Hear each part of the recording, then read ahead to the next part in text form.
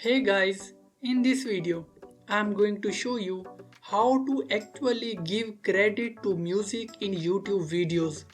So what we have to do first, we have to open any video just like that.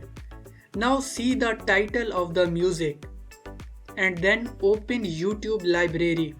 From here, paste the title of the music you want to give credit. If it is available here, then no need to give credit because it is royalty free YouTube music. You won't get copyright on this music. The next point is, if you are using any copyright free music from YouTube, what you have to do is simply copy their URL. For example, I am copying this URL and then paste it in your YouTube video description and write music credit and then paste the link.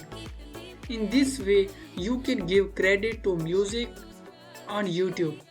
So that's it for today.